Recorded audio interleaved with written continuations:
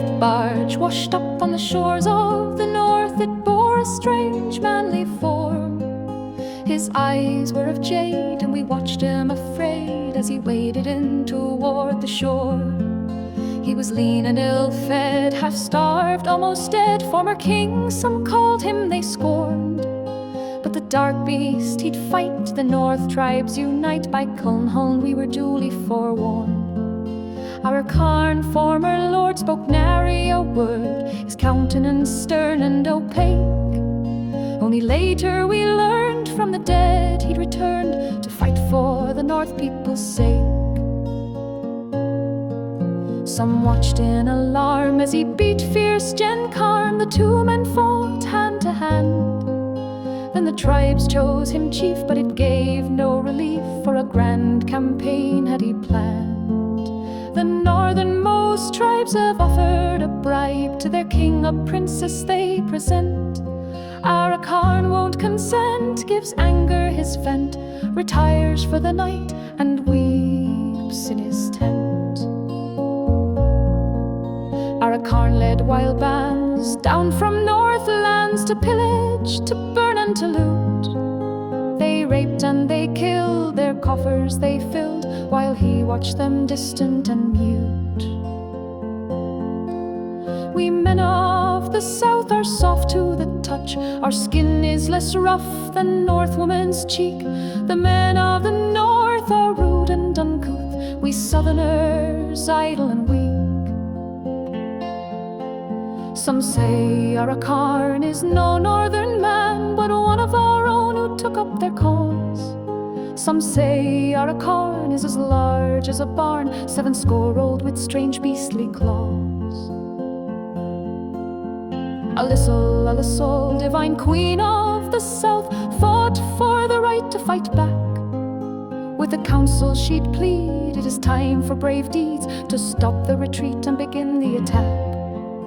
The queen's pride and joy, her sweet golden boy, he will set out to battle her foes.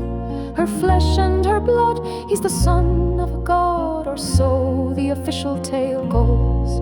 But the boy's still a youth, and cannot forsooth by law wield scepter or rod. He may ride out to war with a score and no more, so his guardians decreed with a nod. Elnavis, a youth and a novice, knew not of his one true birthright. Did not think it was odd that his father, the god, never came to his aid in the fight. It seems that our queen, when a girl of 15, had a roll in the hay with a stable hand, yet it meant nothing to her, cast him off as a cur, but her he could never forget. The boy who was lean, his eyes flecked with green, loved her true and would not forget. But not so all is soul, a mistake we would all in due time come to regret.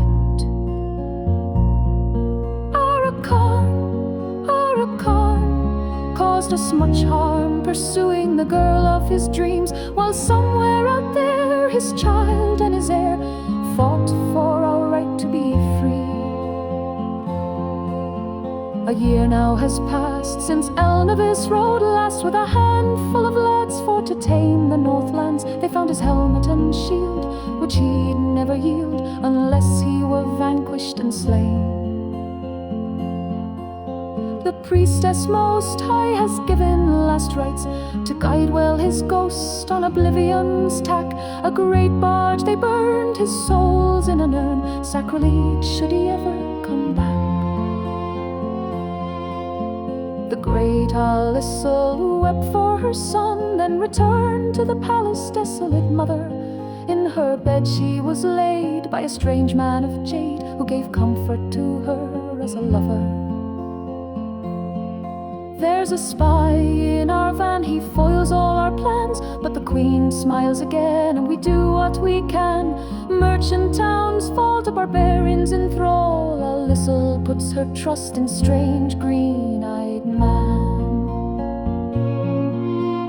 Back from the north boldly rides forth Elnavis with a rough warrior band. He's come back to find the hordes at the door, but he's now of an age to command.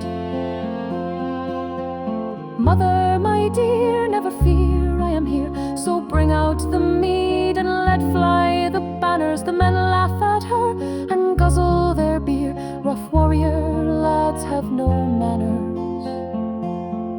All is so pale to shade to dear son, she said, how dare you come back from the dead? I am now in command, and your sword I demand, while the enemy pounds at our gate.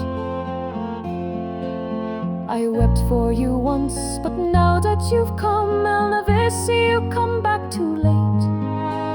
Why not before? Now I need you no more. Elnavis, why did you wait?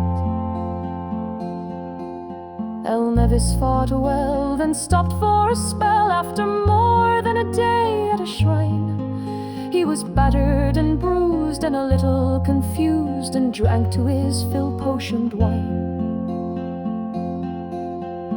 Elnavis, a fool and a novice, was slain by the old high priestess. A soul laid to rest has no right to exist, spake the gods, he must die, nothing less. Elnavis, who fought hard, died lamb to the slaughter dam, and sire made a martyr of him. The lovers still quarrel and bloody the war, the hope for our people is dim.